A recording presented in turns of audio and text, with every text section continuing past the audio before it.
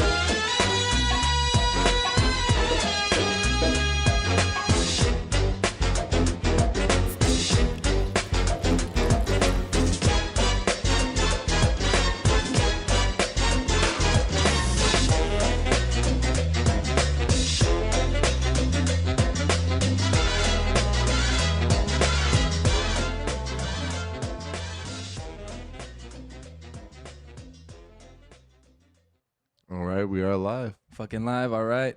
We are live. Right now we're watching, well, first off, hey guys, thank you so much for showing up to the podcast. I do appreciate it.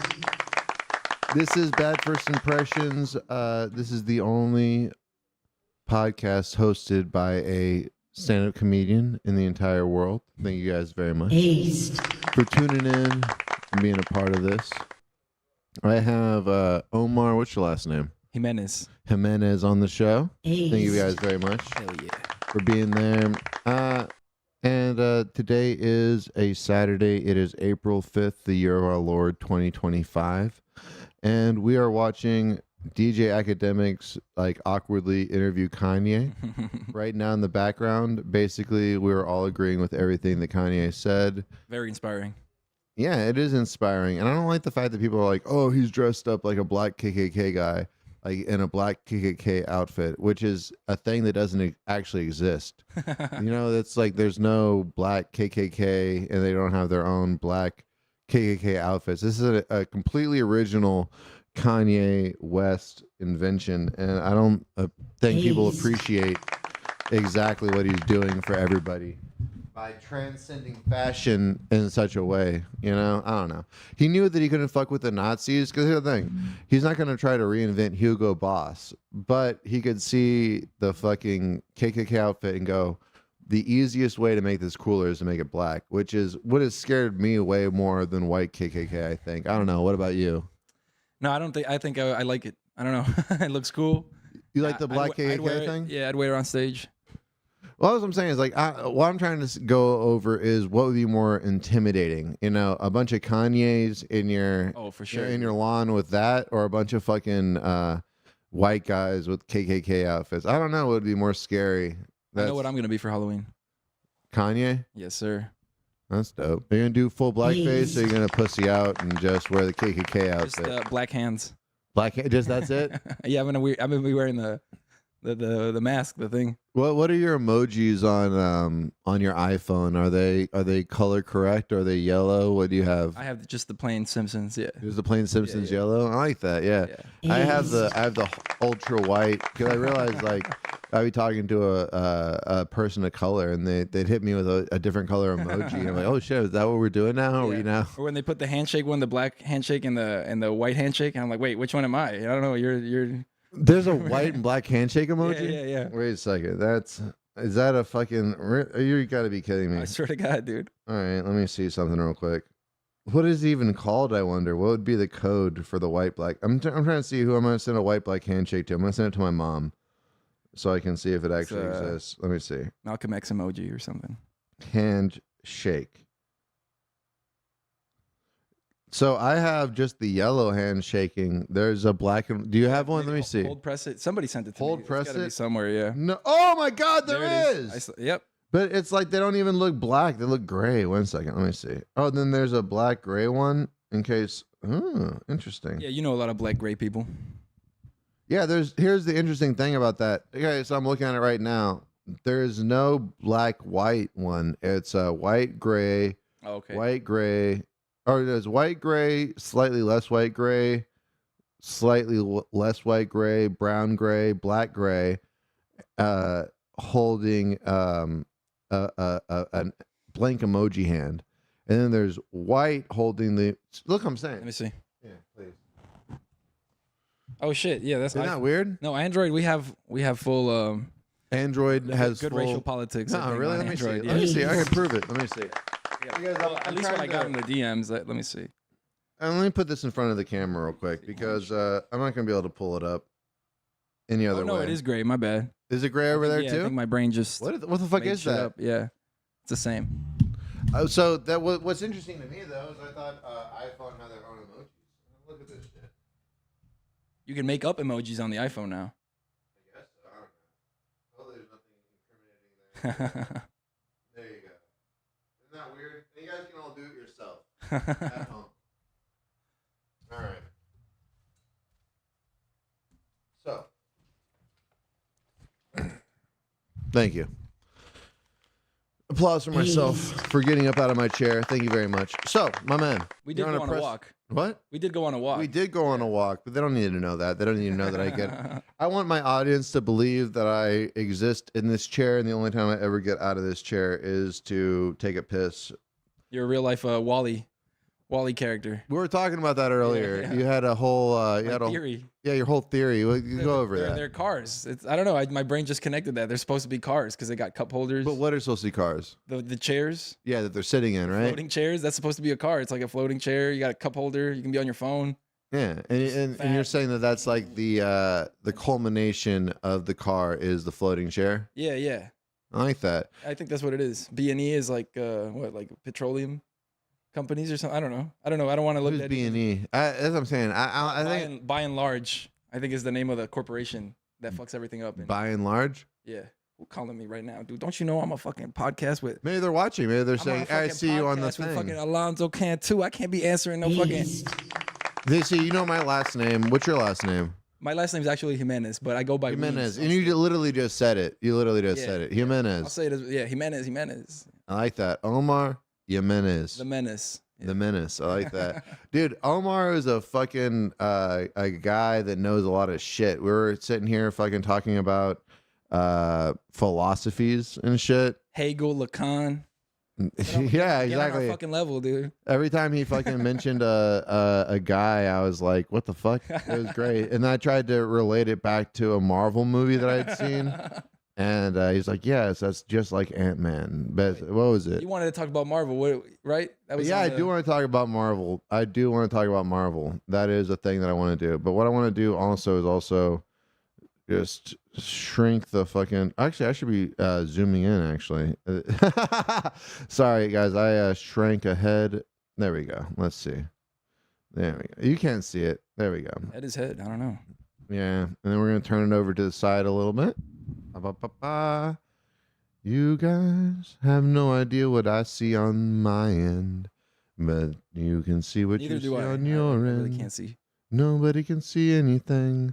So, what's your opinion on Marvel movies? I'm sure you have an opinion. Fuck. I liked the. I saw Iron Man. I liked the first Iron Man. I watched it with my grandma in theaters, and everything was going great until that sex scene. That was like mad awkward with my grandma. I was like really young. There's a sex scene in Iron Man? Yeah, with is it fucking Pepper Potts? What's the name of that lady? The fucking crazy lady that sells creams.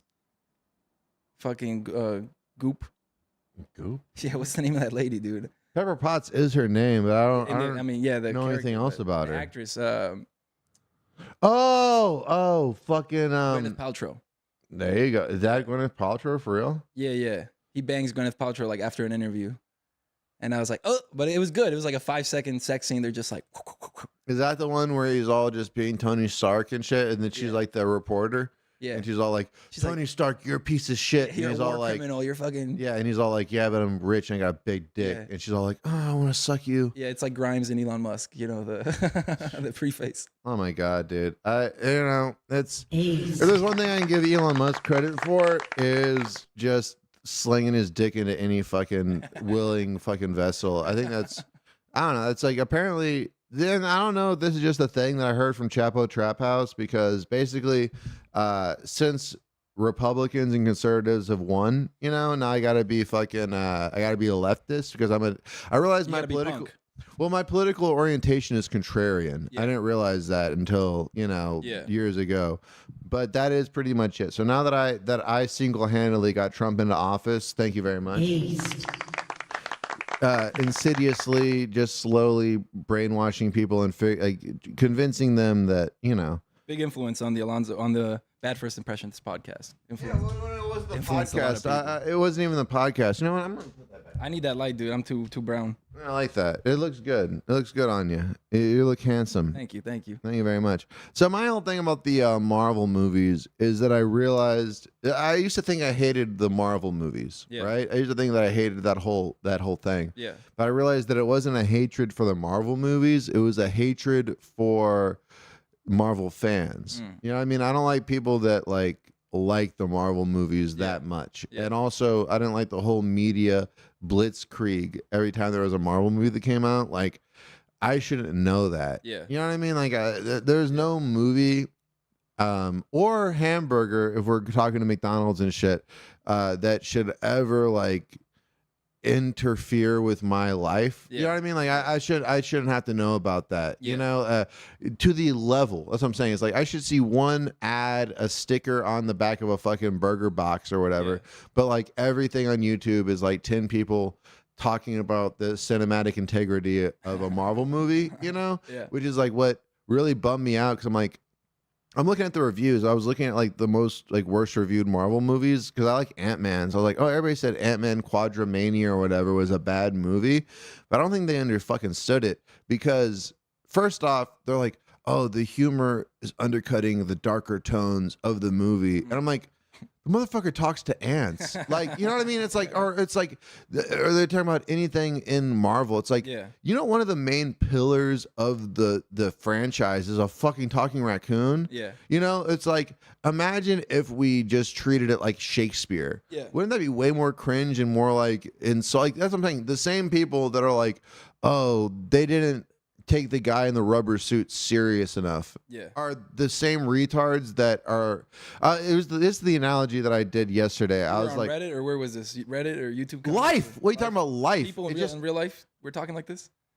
well, just like YouTube, I guess. okay. Like YouTube, and then people take their opinions from YouTube, I think. You know what I mean? So it's like when I ask people like, oh, did you like this movie or whatever? And they're like, I didn't really like it that much. But I'm like, but what a okay. So my point is that it's like people looking into Marvel movies for any kind of like cinematic depth or whatever are like people looking for the Ark of the Covenant in like a sandbox, you know what I mean, at elementary school or whatever, and then getting mad at the sandbox for not like providing them the thing that a sandbox never ever told you that it was gonna fucking be, you know? And every time they say darker tones, it's like, what is that fucking? I think they like when they say like, more black people, I think.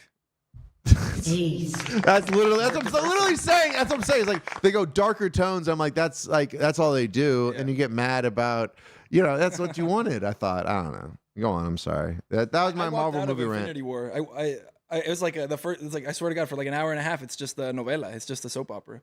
Infinity War. What is? Just like like talking. Hulk is wearing pants. I mean, he's just wearing like he has glasses. He's got a shirt. He's wearing. But see, I like casual. that. Here's the thing. I like anytime. So everybody was shitting on fucking the Thor: Love and Thunder movie, right? Oh, I didn't see that. I didn't see almost any of these movies. Dude, that's what I'm saying. I didn't either. It's just like I never went out of my way. Okay, so this may be a little bit of clarification.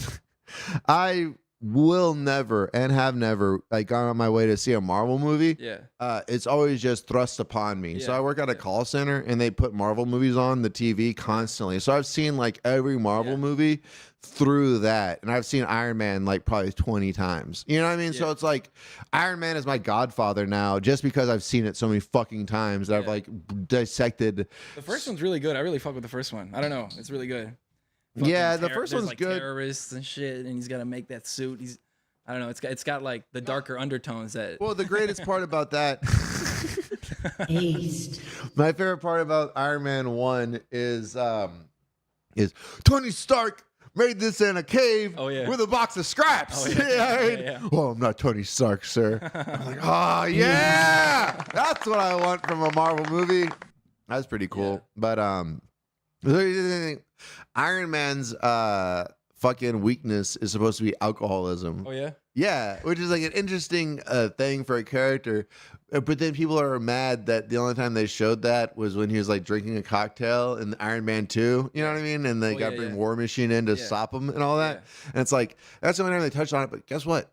That's just the amount that you should touch on that for a fucking children's movie with a talking raccoon. Yeah. And that's what I'm saying is like people that are like,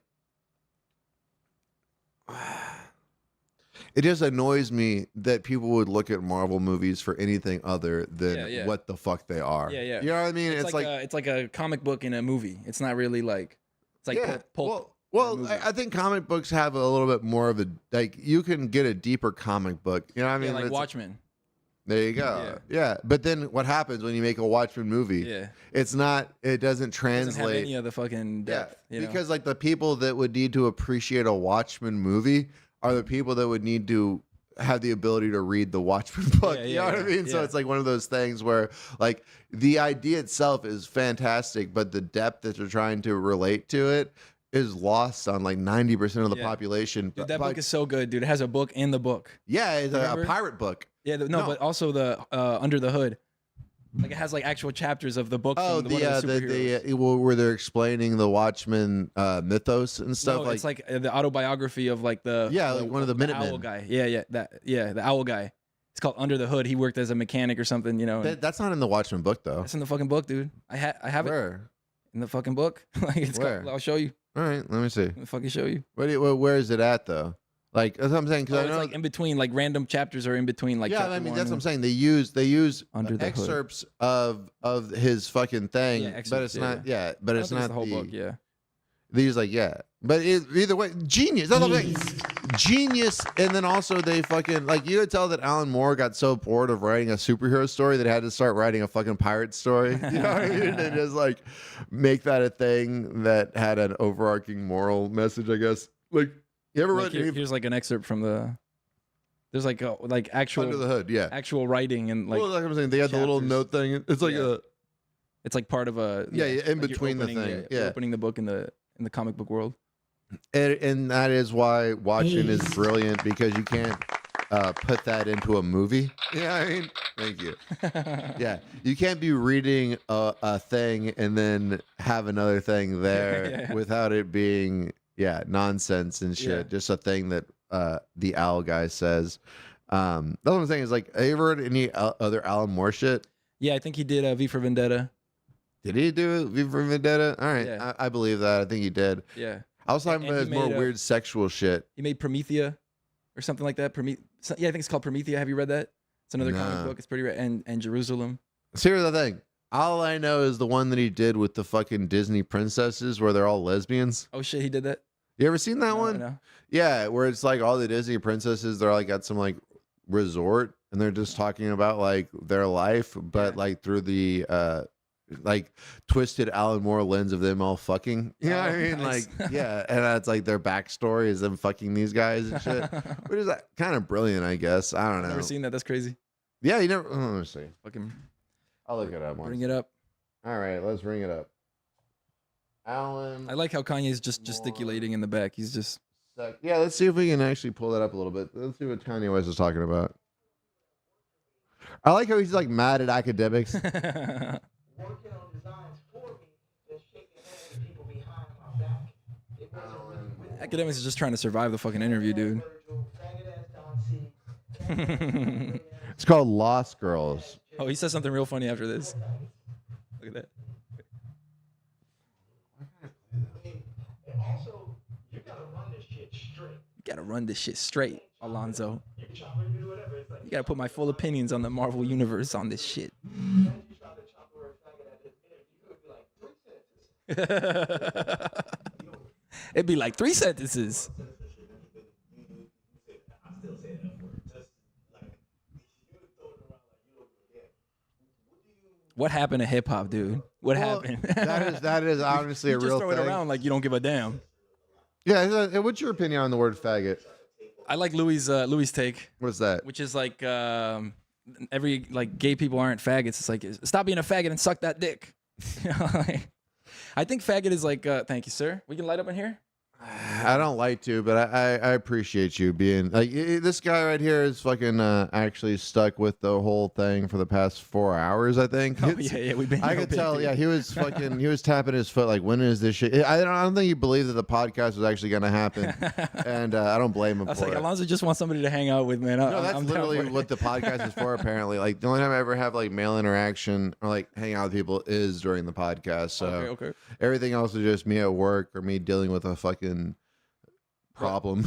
But I think like if I was to put my own definition on what it means, I think it's somebody that has like hatred for the feminine or something. I feel that might be the craziest, like take, but like if you have like aggressive hatred or passive aggressive hatred towards the feminine, then that's kind of faggy. Like there's no I don't know. I don't think it's a word that should be used against gay people. I think it's a word that should be used against everybody that's being faggy. So I agree with Louis in that way. I think faggy is, in my opinion, maybe a self-imposed weakness mentality, I guess. I don't know. Like, you're saying, like, oh, this guy's a fag. Yeah.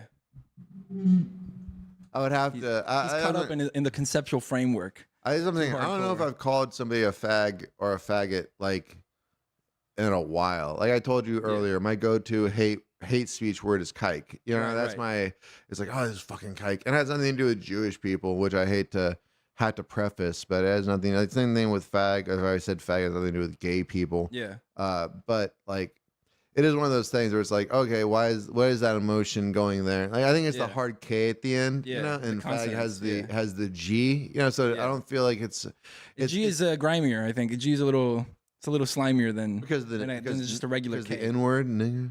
Yeah.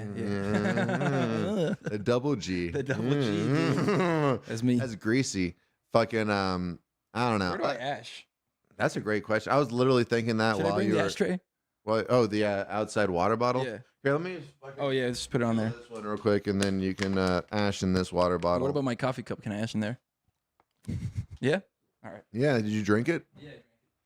Oh, you're fucked, dude. You're fucked. That's good though. I know. I drank matcha before I came here. I'm a matcha guy. All right, so my man Omar. Yeah. How long you been doing comedy?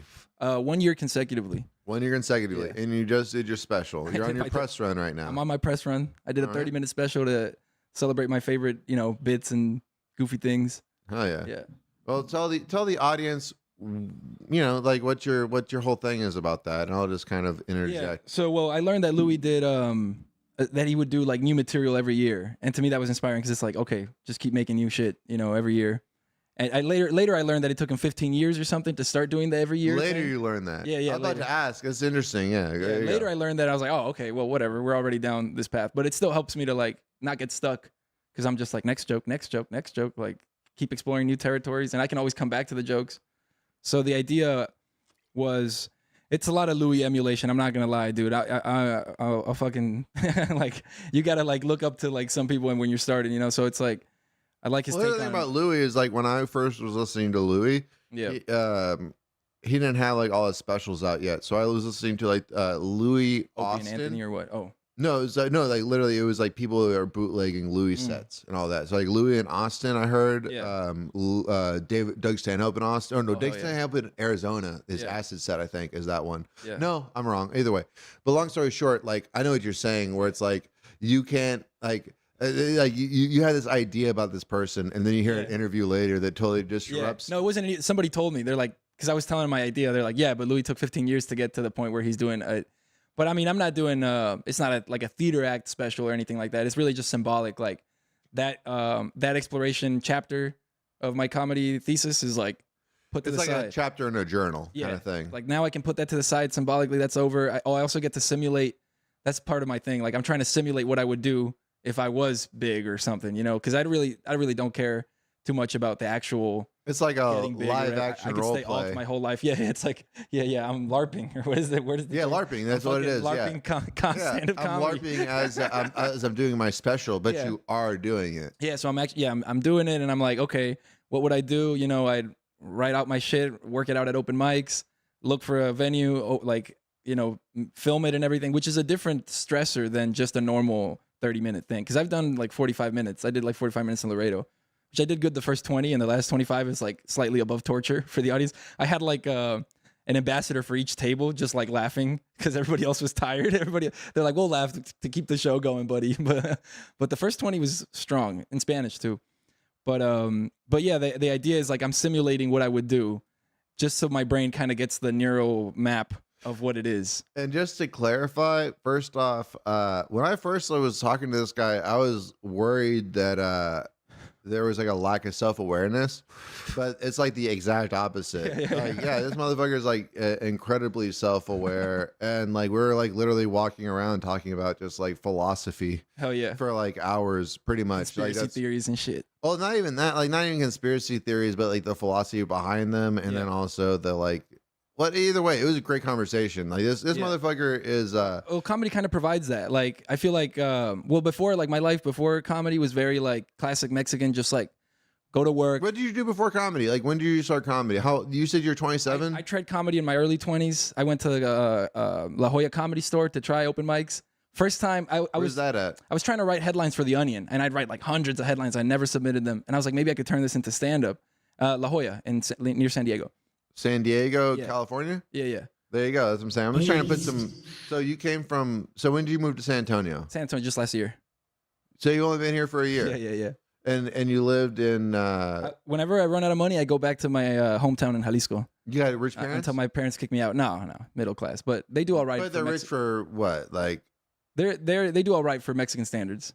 For a small town Mexican standard. What I love about growing up Mexican or growing up like poor white is that they'll never tell you that they got money. Compared to you, or it's just like I had friends that had money. I had a what is it, like a full pass scholarship because of my grades. I went to a Catholic school in Mexico, which is like that's the best school you could go to in a small town instead of like a normal public school. Like you're gonna get stabbed, you're gonna get fights and it's like real terrible. No education value. Yeah, no. Hey, a Catholic school is different. It's like it's not a religious thing. It's more of a private school. It was so awesome, dude. It was a Salesian Catholic school, and basically we had like 2 classes and then a recess, 2 classes and then another recess. First name basis with all the teachers, fun vibes. And I didn't care in middle school, but in high school I had like good grades without trying because it's just like sitting in the front paying attention, being a fucking nerd, and establishing a relationship with the teacher. But yeah, my parents didn't have to pay anything for me to go to school, so that was cool, But I had a lot of because it's a private school, so I have a lot of friends that have money. But my parents are just, they have a lot of friends that have money, so they can navigate. They're like that. one of those. Go on. I'm sorry. Yeah, no, go ahead. Yeah, that's all I had to say about that. No, let me see. I've been watching a video on how to not interrupt people, and let me see. So ask questions. Ask questions. Let me see. No, I think So what did that make you feel about? Oh, I had a teacher that was like, we're gonna have to have this teacher was retarded. They call him Willie Guns. I'm translating the name like Willie Pistolas, Willie Guns. Shout out to that motherfucker. I would have figured out the translation. Because in Mexico you can't have a gun unless you have unless you're a narco or like you have a permit, A narco. Yeah, like a cartel member. Okay. Oh yeah, narc in English. Well, I mean, I don't think they're allowed to have guns. They just have them, right? Yeah. No, the cops aren't gonna take them away. They're all whatever. Isn't there like so? I could be wrong, but like so it's like you can have a gun in Mexico, but there's like one store to buy the gun. Oh right? yeah. Or some shit like that. You gotta go like Mexico City, get a permit, get an actual there's not like gun stores on every corner like here. People not hunt in Mexico. I never went hunting in Mexico. They might people have guns, but they're unregistered and it's not like gun culture like here. There's no shooting ranges or anything like that. There's like an unregistered gun culture here too, or it's just people are like, in certain neighborhoods, dude. Yeah, I mean, I don't know. I had a guy in Colorado that he is in jail now, and I met this guy in Colorado. His name was Robbie, not his real name. I had a guy in Colorado for what? He was my coworker. He was he had he went to jail at the end. He had 27 counts of identity fraud. Fucking, they found like all these heroin needles, but he had a gun with an extendo fucking clip, and he's like. Oh, but his name wasn't Robbie. He stole my fucking earbuds, and then I learned why his pseudonym was Robbie. But he had a fucking gun with an extendo. He's like, "Yo, Omar." He's like, "You want to buy this gun?" And I'm like, "Nah, I'm not really like a gun guy." I was like, "But you want me to like ask around?" He's like, "No, don't ask around." Yeah, no, I've had that conversation. I was working at Magic Time Machine, and one of the line cooks was like, I got this gun I'm trying to sell. And where I go into his fucking car to smoke weed or whatever. He's like, I got this gun I'm trying to sell. And he pulls out like a stash box. So he presses a button and fucking the thing, and his gun comes out. And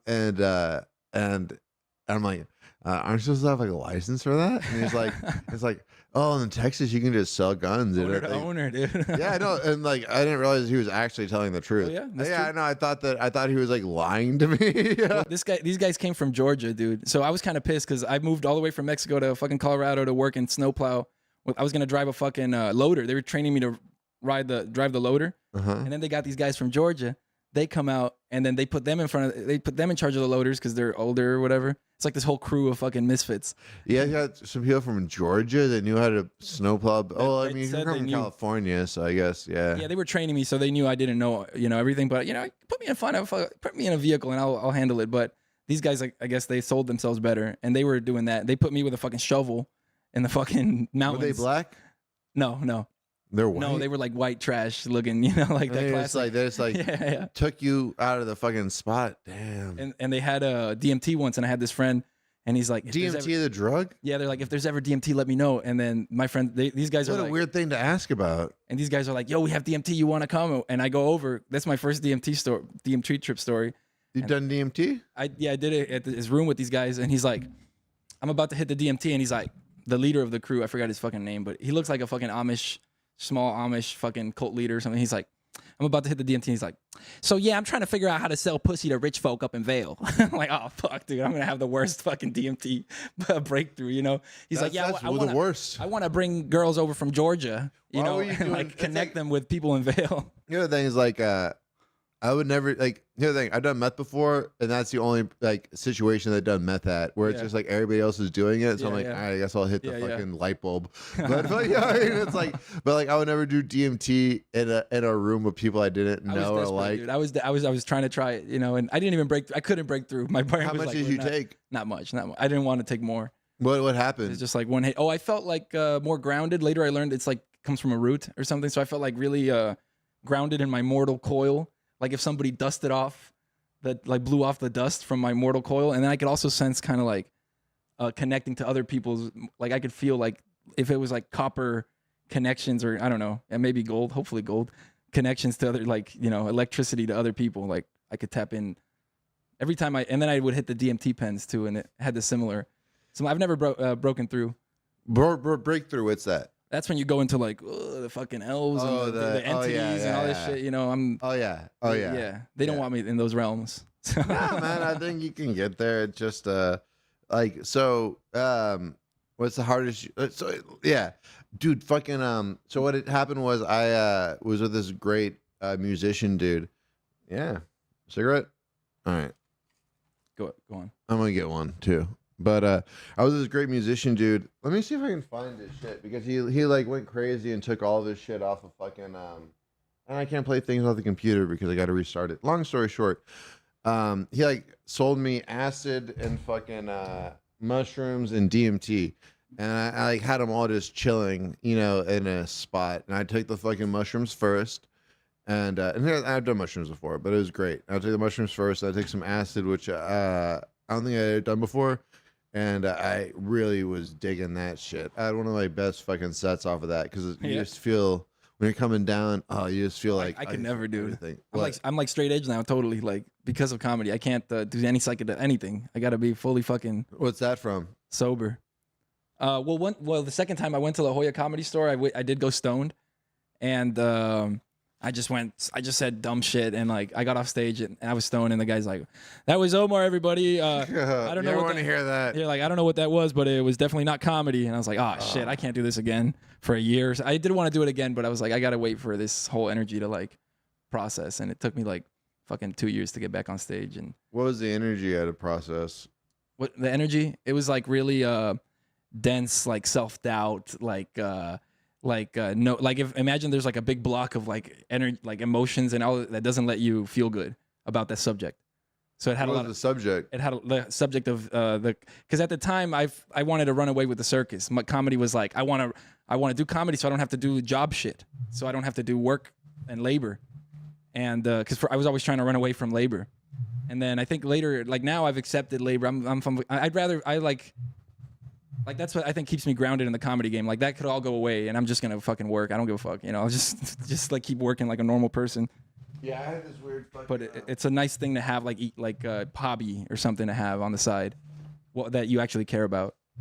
Well, it's like your art. It's your fucking painting kind of thing. You know what I mean? But I remember having that realization of like, I can get everything out of comedy by just talking to people that I like. Yeah. You know what I mean? Yeah. Like all that stuff. Like if I get rid of trying to get validation from a bunch of random people based off of a thing that's purely based off of one reaction kind of thing. You know what I mean? Or even then, like you're dealing with like where there's like people read too much into something. You know what I mean? Like, this person's crazy like me, and they overwhelm you with craziness, and you go, oh, okay, well that's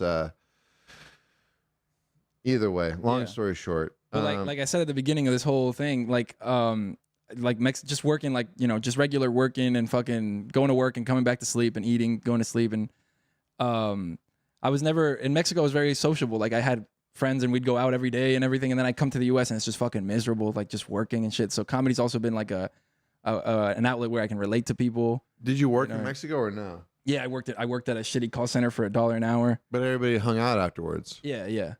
What do you think the difference is there? Like, why do you think that is? Small town. There's no traffic lights in my fucking town, and it's just. And I knew people from middle school and high school, so I had a big network of people. Everybody knows each other. So the U.S. is more like what is it? What's the word now? Highway maxed. I think is the word. It's like it's just fucking roads and roads and roads and businesses and roads and roads. And it's like very hard to like, I don't know, connect to people, especially if you didn't grow up there. And so I like comedy because it's like a generator for meeting new people. You know. If there's somebody that you don't resonate with, like you were saying, just don't hang out with them, and somebody else that you do resonate with probably show up. You don't have to compromise. One of the funniest things is, but still with comedy, like even if you don't resonate with somebody right away, it's like if that's the only person at a place that you know, you like end up being like, oh, that's my guy right there. Yeah. I mean, even if you don't like him, it's just like, oh, he's the only comedy guy here. Everybody's got gifts, you know. Yeah. Everybody's like reflecting back to you something you need on the journey. I think like not to get like on the journey, you know, but like no, man, that's what I'm saying. We can get whatever. It's all good. The podcast gets weird. Yeah, we're like- talking about like lots of weird fucking metaphysical shit about like the process and stuff like that. But Oh, I yeah, mean, that was a subject we wanted to get into from yesterday when we talked about coming to the podcast today about keeping the excitement in comedy. All right, yeah, okay. So I talked to Sam Talent when he came to the Tiger after. Who's Sam Talent? Sam Talent, comedian that was on Rogan. He's funny. Mhm. He wrote that book, Running the Light, I think, or something. It's a funny book that I haven't read. All right, But he was he's funny. like a name. He's like a name. Yeah, he's like a name, and he killed, dude. He did like all improvised 40 minutes or something. And I liked his shit, and I talked to him after, and he's like, "Oh, it's only fun the first 3 years." And I was like, "What the fuck?" Like, this guy's having a blast on stage, and then he says that, you know. So I was like, that kind of confirmed my theory, which was like, just follow the excitement and don't concern yourself too much with the career aspect. Because like speaking of like words like we were talking about, career is like carrera, you know, like Latin for like race or something. It's like, I'd rather just go at my own pace and enjoy and meet and have my preferences and not settle for shit that I don't like. In my opinion, like you can do that in comedy and you can do that forever. Mhm. But unless you actually like decide, oh, I'm gonna make this like my business, Yeah. you don't see it the same way. Because you're making a product then. You're not just expressing yourself. Now you're focused on making a product. You're a agent of capital. as they're saying on the webs. You are the product is Yeah, the you thing. are the, yeah. It's like it's one of those things that I didn't realize where it's like I think maybe that's why we relate is that when I first got into comedy, somebody told me like way after the fact that like, oh, I think you got into comedy to make friends. And most Nothing wrong people, with that. Yeah. I mean, there's nothing wrong with it, but it's not. But it's Until you're not wrong. taking it seriously, and then people are like, "You're just fucking here to fucking leech off of like I don't know, just fucking." Or like, or Yeah. not necessarily that. It's just like, yeah, it's just like if you're not there to Get better. get to where this other person's at, Yeah. then Yeah, that's my goal. I do have goals of like greatness or something. You know, I do want to be. It's not like be great, but it's like I want to tap into that feeling of like what I believe. Like this is how the greats feel when they're on stage or something. Like that is one of my goals. Like I want to achieve, like get to nurture mastery or something. Like I do care about growing in the craft, not just like fucking around. yeah. But the career aspect to me is like second because I read this book called The Artist's Way. I forgot Julia something, and she was Sure, saying that bitch fucking had her parents fucking pay for her shit. That's what I'm saying. Is I like, didn't even read the book. It was on YouTube. what was the But she process? the thing she was saying was about fame, and she's like, fame is like a drug. And the way I'll paraphrase it, the way I synthesized it, but it was like, if you have a lot of skill but not a lot of mastery over your own life or something, then you're gonna use fame as a drug to kind of cope with that aspect where there's like a gap between your mastery and your skill, which so I like that kind of thinking because like, oh, okay, you don't actually need fame, you know, you just need to like, I don't know, express yourself, get closer to like You're closer to the vision you're trying to express. get closer to the kind great, of. to bringing that great work that We you were want. talking about fucking Michelangelo, where they said fucking if you looked at how much work he put into it, it was a YouTube comment. It was like if you looked at how much work Michelangelo put into his work, you wouldn't call it genius. You'd be like, you'd realize that Oh, shit, he's just autistic, fucking obsessive, fucking. Yeah, exactly. It would become Yeah. it would become obsession. It's like Yeah. the fine line between genius and obsession is almost like a myth that we tell ourselves, Yeah. where we like go, oh, this person's great because They sacrifice their mental health for this shit. yeah, but we don't realize that. We Yeah. go, oh, this person's just naturally built. You know what I mean? Like he's divinely. Yeah, the divinely retarded. Yeah, he's divinely retarded. Exactly. Like the Greeks. Yeah. Classically trained or divinely retarded. You know. Exactly. And fucking and that is just the thing that you go with because there are certain people that just like you're like, man, why are they friends with everybody and they're just like fucking whatever, but that's like their own broken, Yeah. like they're doing that out of their own broken fountain, but it's like but it is still creating beautiful water. You're like, oh wow, I can still drink from this. So I don't know, it's like Kanye West. yeah. Like I was saying, like people are saying Kanye West created, like, look at this right here. This is great. He's looking at this fucking, he's showing him his fucking dope ass estate. Yeah. And he's taking off the fucking thing and you get to see Kanye West's face. I don't know. Yeah, there's no AC outside, so we probably have to take it off.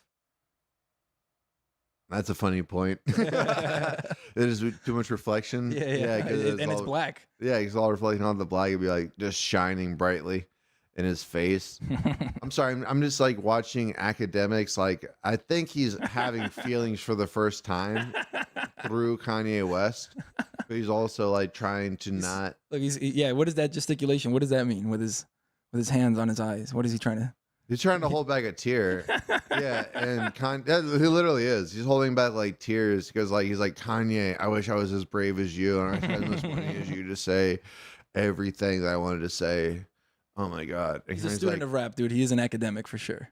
Yeah, but there's a thing about rap with black people that's like Kanye's so it transcends rap, where it's like black people's like magic and fucking like their superpower is their like the fact that they create art. You know what I mean? Like, Yeah. like they transcend art on a level that like that white people can only hope to hope to grasp, you know, which like goes back into they're probably the original people, like all this kind of shit. And the fact that like there was ever any kind of like power dynamic between them goes back to like the whole Jews thing, where it's just like it's almost like I don't know. It's hard to describe, but when it comes to energy and what energy needs to create itself, it's like, oh, well, black people and like Jewish people are like gifted that almost like by their own fucking philosophy of. That's what I'm saying. I don't know. It's like, yeah. This shit they went through or something. Yeah, that's what I'm saying. Like whatever they went through. Fountain that you're talking about, or it's like. Kanye West's idea of being a black man in America is a uniquely weird experience because America was not made for an independent black man. It was made for a slave black man and an independent white person. It's like, well, that's what fucking the founding fathers were based off. But it wasn't even based off of fucking white people. It was based off of white property owners. And like, I'm Irish, so it's like, if you look at indentured servitude versus slavery, people could make the argument that indentured servitude was worse because it's like, oh, well, I'm leasing you, but I'm owning this person. Who am I gonna fucking give the worst like treatment to? The person that I only have a couple, you know what I mean? Or the person I'm gonna be living with. So it's like, oh, you're my family. You know what I mean? Like you're gonna be here forever. You're my family. Like I'm gonna treat you like family. Or the person that's like, you're just here because I have to fucking pay for your bitch ass to fucking be over here. You know what I mean? Like, so if you look at like any immigrant that isn't black, they might have a worse actual immigrant story. It's like the story of the immigrant isn't really the story of the black person. The story of the slave is the story of the black person, and that's and what I'm saying, the story of the slave is also the story of the Irish and the Italians, but they were like the Jews, where they fucking wanted to go, oh, I'm gonna anglicize myself. You know what I mean? And there's no way for black people to do that. Except through music, except through fucking like these different cultural avenues that oh, the white person likes this. They're like whatever. And I don't know. It sounds like demeaning, I guess, but I don't think it is. I think black people are fucking like the same way I think that women like the idea of like fucking life itself is personified through black people and women and black women. You know what I mean? So everything else is kind of just like you said, like reductionism of that, and people trying to like figure out like, oh, this is God's radiance. You know what I mean? Like how can I understand it? How can I carry that and then compartmentalize it and then sell it as a thing? And I think he's speaking to, I mean, there's like an unprecedented level of people that weren't in the original plan to have succeeded that are succeeding now, and they need like somebody to like help them navigate that world. For example, like a successful person, you know, like a wealthy person in America, like they probably see like the shittiest aspects of humanity.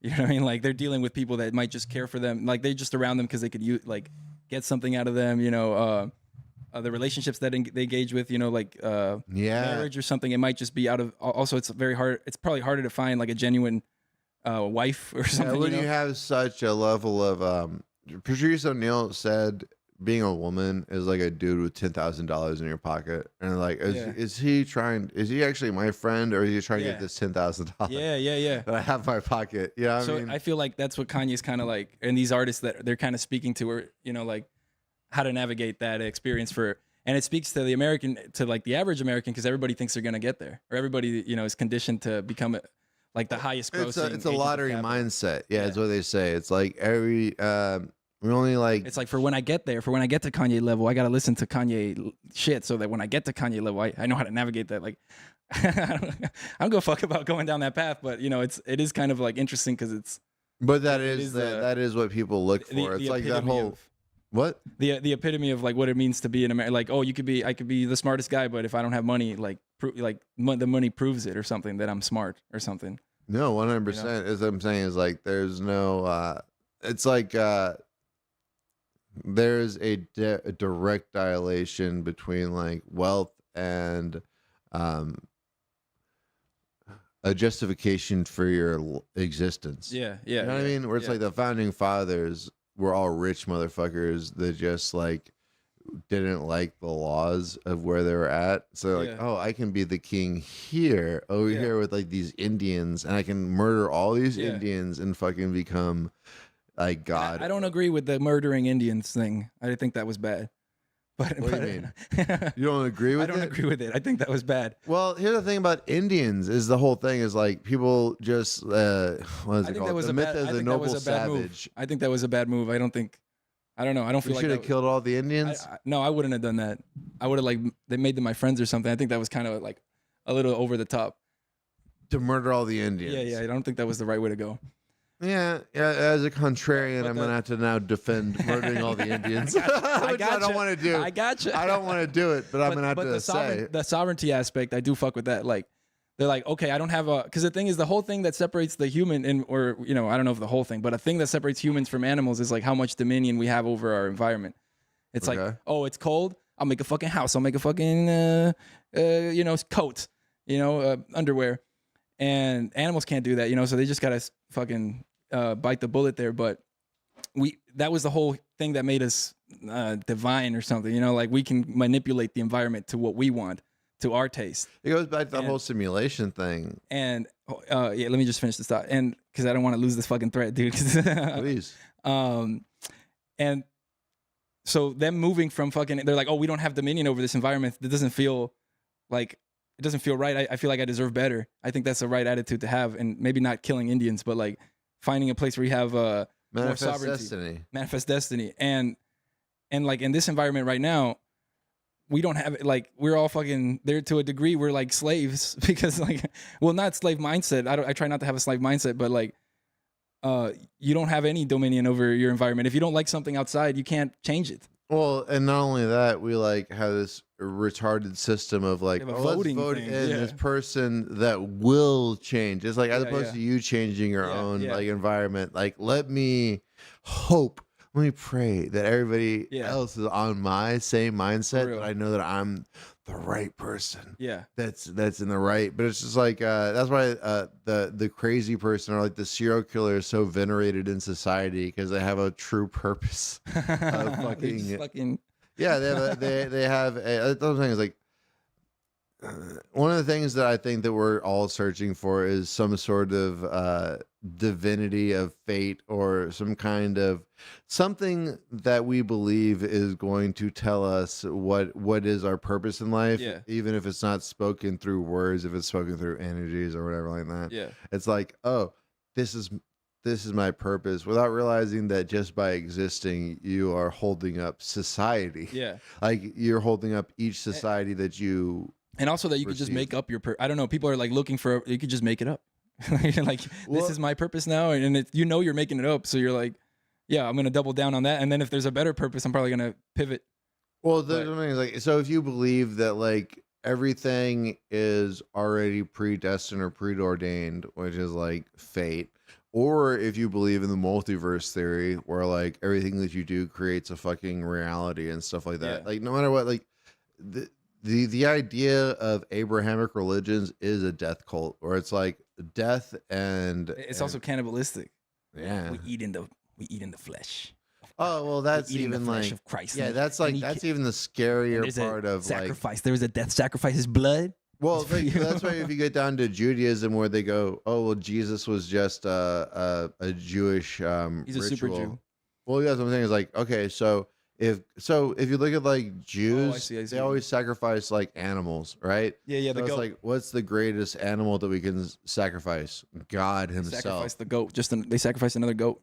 Or like, I'm saying is like the fact that like Judaism is based off of sacrifice and that Christianity is based off of sacrificing God is just what I'm saying is like there's an Hendrick or an Intrinsic. there you go. In Hendrix. There's a along basis the of watchtower. religion that our society is built on that is based off of like just randomness that we seem to accept, Yeah. and then trying to find patterns in the Yeah. randomness is now society. You know Yeah, what I yeah. mean? Like, Well, yeah, that's the thing. I think when you're in religion or stuff like that, or even it doesn't even have to be religion, but it's like there's like somebody already made meaning, and you could adopt that conditioning. Usually, it's not. I think it's unconscious adoption because if you were deliberate, you'd probably adopt your own meaning that feels better to you. But it's like you're conditioned into your parents' experience or something. They're like, yeah, I downloaded you, fucking, I don't know why, but I'm gonna condition you in this way, and then as you grow, you're like, I could stay conditioned in this in this interpretation of the randomness, or I could have my own interpretation of the randomness that suits whatever the fuck I'm trying to do while I'm here, because I don't, I'm just gonna fucking enjoy myself while I'm here, and to get the reductionist with it, you gotta think why. Well, what is the first step towards like indoctrination? You know what I mean? Yeah. Which is like you say birth or whatever like that. Which That's probably that's a is. really loaded term, indoctrination. I feel like it's just conditioning. It's just like unconscious indoctrination feels so. I feel like it's undeserved. It's like you're saying it's deliberate, like they're consciously like God is telling them to fucking condition you in I a think lower you have expression. passive indoctrination. I think Yeah. that's like what society is. I think it's unconscious conditioning. Like, most people are running around fucking half asleep and they're conditioning each other because it's for their own benefit. They're like, if you can just not do that, I'd be happier. Which Well, is, it's like I always use this metaphor where it's like if everybody was running off like you've seen the whole like the Indians would like get like herds of buffalo to run off a cliff, Oh, right? yeah. But it's like if you were the one buffalo that was like, "Hey, we shouldn't be running this direction," Yeah. you'd be seen as the crazy person. And I mean, like that's like, You're right, an yeah. obvious fucking whatever. But it's Yeah. like you could literally be running off a cliff just to Like the krill in that Nemo movie, or was it Nemo?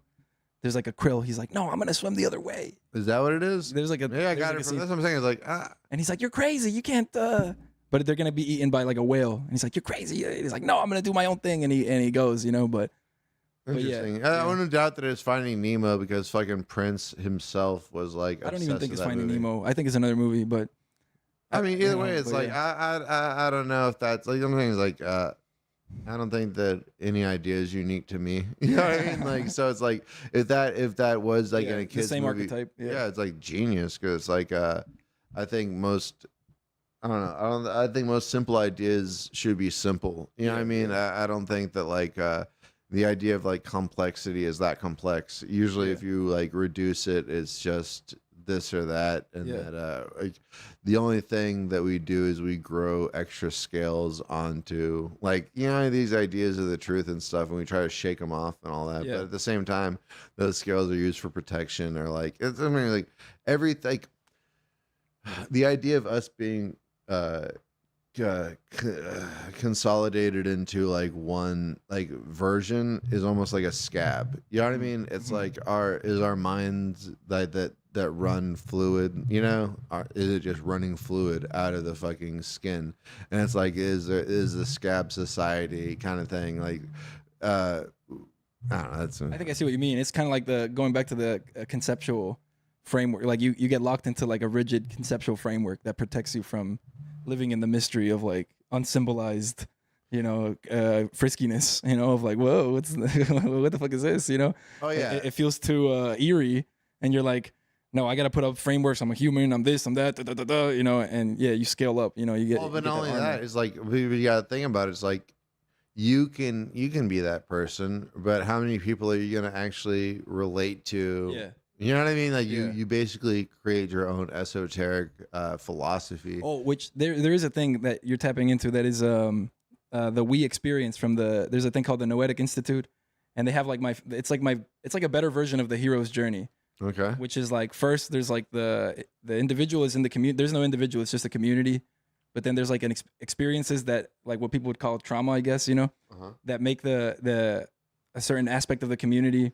And you need to take a leak. You can take a leak. Appreciate you. Do you need to take a leak? No. I do. Go on. I can hear you. The place is so small. Yeah.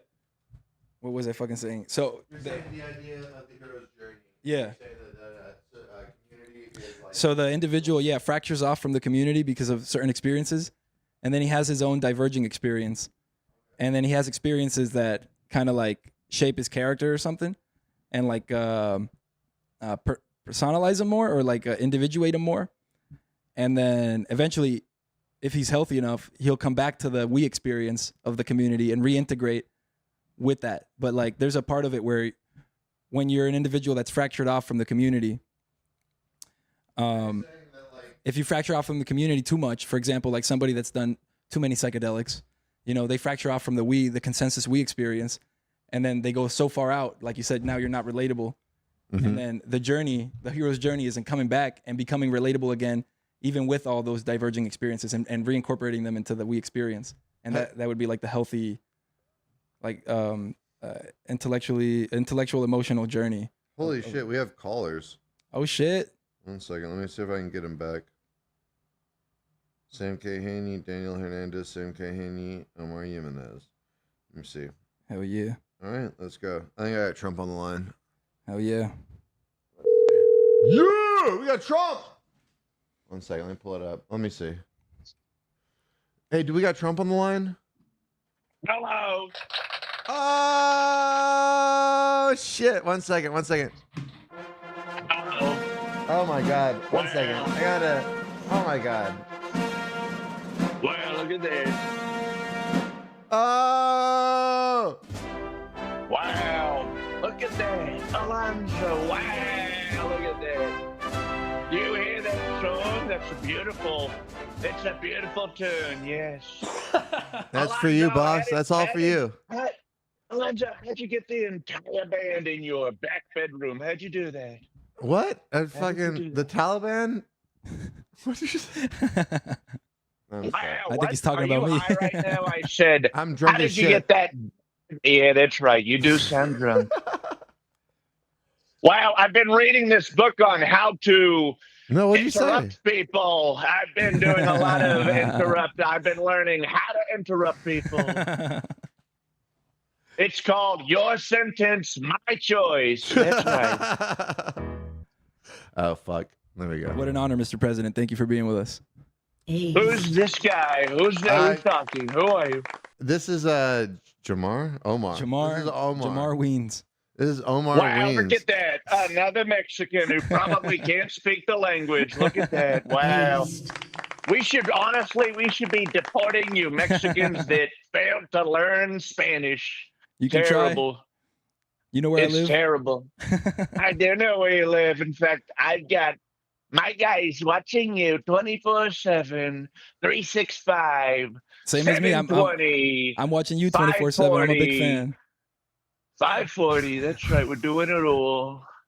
Did you guys like X Games as kids? Were you into the X Games? Yes, sir. Just Wow, gaslighting. Do you That's the remember only when X Tony game. Hawk? You remember when Tony Hawk did that 540? He changed it. He changed the sport forever. Didn't take you for What an X Games happened? fan. What happened to Tony Hawk's Pro Skater Underground? Why didn't we get a third? Why wasn't that? What happened? Why isn't it a trilogy? I needed a trilogy. Instead, they gave me Project 8 and Proving Grounds. I said, what are we doing? Dude, this is why he's How- the president. Because he's like, he taps into the fucking what you actually are like, the yes. collective That's unconscious, right. what we're See, thinking. I step into my voter's face. That's what I want. I said, why are we doing skate? I don't want that game. I'm not doing skate. I want Tony Hawk, and I want him now. I want Bam Margera. I want Phil Margera as an unlockable character. I want Shrek as an unlockable character. And instead they gave me Proving Grounds. Terrible game. Terrible game. American Wasteland. Are you kidding me? You can't put a band in a game and expect me to buy it. You understand? What do you think about Kanye, Mr. President? Well, That's a that great guy, question. he is one handsome black. I tell you, we put him into our training program, and that's why he talks the way he does. He's the guy that came out the other end. He's our first member of this beautiful scientific study that I'm calling Turn Black Guys into White Guys. Project Wayne Brady. I love it. Mr. Trump, what do you think about? Trump's laughing. What do you have to say about the conspiracies that say that you're a guy in a suit, you're wearing a mask? Yeah. What about the conspiracies that say that you're not really even Donald Trump at all? You're just the guy named Sam Haney from San Antonio. Blue collar guy, Sam Haney. I tell you, I went on it. I went on that subreddit that you were on, and I saw the photos of when I turned and the bullet went past my head. It looked like my eyes slept, folded over and become alien eyes. Have you seen those videos where it's literally just a grainy video? It's a very bad video, but people go, "Wow, that newscaster he's got robot eyes." It's like, no, it's just a 240p video. You understand? I'm a guy in a mask. Donald Trump died in 1995. Actually, he died. Donald Trump died in really doesn't give a fuck. You're just like, I'll tell you. Yeah, I'll tell you. I don't give a fuck. I'm in Donald Trump. He died in 95. He was on his way to Little St. James, and the plane landed in a terrible reef crash, and everyone died. Clinton was there. Clinton died, and oddly enough, Wayne Brady was there too. So they're all not real. Wayne Brady has been replaced. So, can you tell us your real name? Like, who are you? Like, what do you do? You know? Yeah. What was your first? Weirdly enough, it's Robert Trump. Weirdly enough, when they found me, they said we need a guy, and I came and I said, "Look, I'm a Trump. I'm not related at all. No relation. I did my 23andMe. Not related. I'm Scandinavian. They're Irish and Scottish. I'll tell you, I can't believe it. And I challenge if I look like this, I'm a sex criminal just like Don. Everything they needed, I brought to the table. Do you understand that? That's why they hired me. What about Scheinbaum and the tariffs? You know, the Mexican president and the tariffs. What's going on there? Well, we love terrorists. They have been very good to me and not to you or any of you. And that's Dude, cool, pissed. I'm so fucking pissed about the tariffs. I'm like, where's this external revenue service coming? Because I need my check, you son of a bitch. The check was nice, they're man. telling me, look, they called me a terrorist, and I say, that's a good one. I like that. I'm doing horrific shit to all of you, and you have to. And listen, you know what I love about this? I love this. I still have the media follow me around, so you still have to watch me play golf and be, 40 swings over. It's just the best. I love it.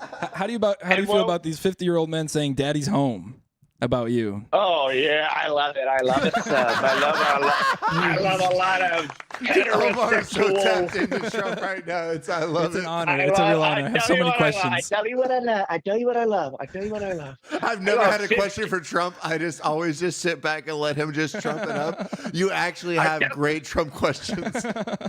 I tell you, I love 55-year-old heterosexual men who have never felt the touch of another man say, "Daddy's home." I love that. That is beautiful. And then they look me in the eye when they're at the rallies. They look me in the eye, and I can tell there's a little pre-cum in those pants. You understand? We love that. XXX Tentacion. What about him? Okay. What about him? Bring him back. I say they did it. I want, you know what? Hire a guy to be XXX. There we go. You know a guy? You know more people in the industry that dress up as people? We know a guy. You guys all know each other? I know a guy, and we need him. Oh If my anybody God. dies, let me know. I'll get him replaced. Like What about this lickety split. this blimp that's flying around San Antonio? This blimp with Charles This- Barkley. You know what? Here's my thing. We get one more question for Trump. Okay, We okay. get the Charles Barkley blunt question, and then if he wants to leave, he can fucking leave. But Trump has entertained your goddamn questions. Yeah, I'm drilling All him right? hard Yeah, enough. dude, I'm you sorry. really are, and I don't like that because this is a very pro-Trump podcast. If you don't know, Okay, If I I'll don't go ask easier him, on I don't press him on fucking shit. You know his fucking cabinet member is the fucking Cthulian fucking Loch Ness Eldridge. Egregore. Eldridge. His cabinet is made of multiple Eldridge gods. All right, so it says Trump. Yes. That's me. That is correct. That is correct. There you go. You have one more question for Trump before I fucking just shut this whole shit down because I'm not doing so it. actually, there are two blimps, and and I told the guys, I said, have the blimps fight each other, but they wouldn't do it. They said there's airspace regulations. I say, listen, my favorite city on earth is the site of the Final Four. I want to see blimps crashing to the earth and fiery smolders. And they said they can't do that. And so they put Charles Barkley on it. And I said, that's all right. We'll do that too. That works too. Do I have one more question? So we. You have one more question. One more for the Okay. president. is Bill What? Hold on, we've got a question in the back. Who do I want to? We got a question in the back. What's the Mr. question? President, Mr. What is- President. Let's let him go. What? Let him cook. Pepe, come here. Stand up here. Come here. Get on stage. I want you to ask this question, Pepe. What's the question? Oh, go on. Go on. Oh, sorry. man, I'm Pepe? Yeah, Oh, you're shit. Pepe. I'm sorry. I'm Is- sorry. Is Bill Hicks actually Alex Jones? Is that true? That's a great question. There never was a Bill Hicks. Oh my God. Alex Jones is the scarecrow, and he has put you in a dream state where you think that you're on YouTube. This is a state where you think you're on YouTube at 4 a.m. looking at Bill Hicks, but it's actually just the Alex Jones show. Thank and God. so you're Thank God. supporting a true patriot. Well, that's a relief. Well, Sir. it's been a pleasure Oh my talking God. at It's been all a of fucking you. pleasure, dude. It's been a fucking pleasure, and I'm trying to. There you go, dude. That's how little I know about my own fucking show. I love you so much, Trump. Thank you, I Mr. love you President. My too. president. I I love you. love you too. We're gonna miss you when you're Daddy's out. home. Dude, just Daddy's make home. everything more expensive. I don't give a fuck. Whatever you want, because you call into my show. Something. That's how I judge my politicians. If you call into my fucking show, you can do whatever the fuck you want with this country. I don't give a fuck. Just call into my fucking show. God damn it. All right. Bye-bye. Bye. I love you. We didn't even get into the Jews, but Well, just don't get a Trump card on the Jews. Like, that's a whole other episode. All right. Well, you know what? You fucking killed it. What do you got to plug? my fucking special. What is that? Let's figure that out. Yes, sir. So, My fucking website's down right now. I can't even show you my website. but what is the but do you have the come on, man. Like let's figure this Yeah, out. I think at the end of the month, hopefully by the end of the month, I'm gonna have that thing edited and ready. I'm gonna put my 30-minute special on my website. It's What's your website called? omarweens.com. How you spell that? OMARWEENS.com. What's the Weens? Weens is like I wean. Yeah, and also weaning because I was like weaning off of weed and psychedelics and stuff. And also ween is like a funny band. It's like so many meanings into one. But yeah, just I ween, you know? No, I like that. So Omar Weens. Yes, sir. When's it up? It's up at the end of the month. I'm going to put it on my Instagram story. Fucking get on there. How do people follow you? You can follow me. I'm Omar Weens on Instagram. Just like that, Omar Weens on Instagram. You can follow me there. OMAR. WEENS. And I'm going to put it up there. It's slightly above torture. I think it's mildly enjoyable. And it's going to be $1. That shouldn't be a way to promote your fucking stand-up. Come on. Like, it's good, right? It's good. It's good. It's not bad. It's not where I wanted it to be. But it's still going to be $1. Unless you ask me to give it to you for free, then I will. But it's going to be $1 for when I make a way better special and people want to check out the first one. It's $1. So if you want to support this journey of me getting even better, That's actually genius. you can send Honestly, me a it's fucking like dollar. I was sitting here like trying to figure out a way to fucking insult that, but I'm like, that's actually pretty genius. We had Trump on the show. We had fucking Omar Weens. I think that was, dude. How does that keep happening? I fucking swear to God, I put it on fucking aced. Applause constantly. Oh, I got you. Press aced. Wait, one more time. Aced. There we go. So we got Omar Weens. It's gonna be dope. Thank you for having me. Thanks for being here, man. And hope you guys have a great rest of your day. That has been a real funky dealer. Hell yeah. No, that's not the one. There we go. Nine a winner. Pay the front line. Take the don'ts. He's coming out again for a new point. Get your bets That's all, down, ladies and gentlemen. 4-4's the point. Mark 4. Ace deuce scraps wants 4. Ace deuce scraps wants 4. Ace deuce scraps wants 4. Ace deuce scraps wants. Scrap wants 4. Scrap wants 4. Who wants the hard 4? 5 wants 4. Check me out, John. 9 a winner. Got a hot hand. Place your bets, ladies and gentlemen. 9 a winner. Got a hot hand. Place your bets, ladies and gentlemen. 4 and he made it the hard way. Pay the front line, take the hard. You have a shooter and a good one. Coming out for a new point. Get your bets down, ladies and gentlemen. He's a rolling point is 9. Place 9. Place 9. 8 shooting for 9. 5 shooting for 9. He's a rolling point is 9. Place 9. 8 shooting for 9. 5 shooting for 9. Who wants to come? 6 to point. Check me out, John. 9 a winner. Got a hot hand. Place your bets, ladies and gentlemen. 9 a winner. Got a hot hand. Place your bets. Place your bets. Who wants to come? 6 to point. Who wants to come? 6 to point. Place your bets, ladies and gentlemen. So funky.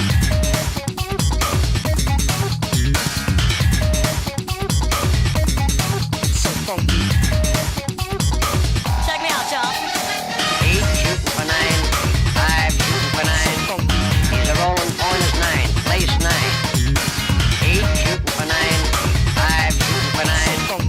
Who wants to come?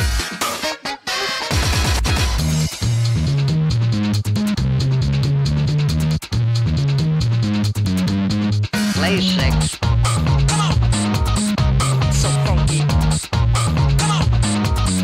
So funky. Coming out again for a new point.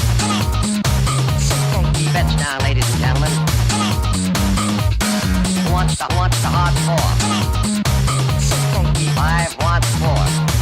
Check me out, John. 4 4's the point. Mark 4. So funky. Ace deuce scraps wants 4. Ace deuce deuce. So funky. Scraps wants 9 a winner. Got a hot hand. 9 a winner. Got a hot hand. Place your bets, ladies and gentlemen. 9 a winner. Got a hot hand. 9 a winner. Got a hot hand. Who wants to come? Check me out, John. 9 a winner. Got a hot hand. Place your bets, ladies and gentlemen. 9 a winner. Got a hot hand. Place your bets.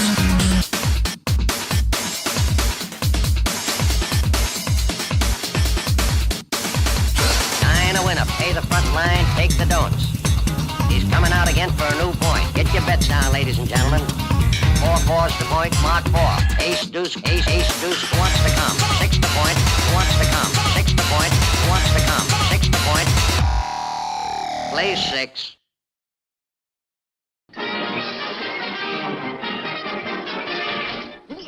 That's all, folks.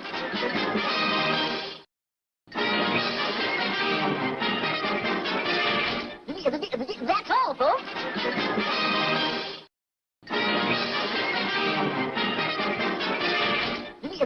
That's all, folks.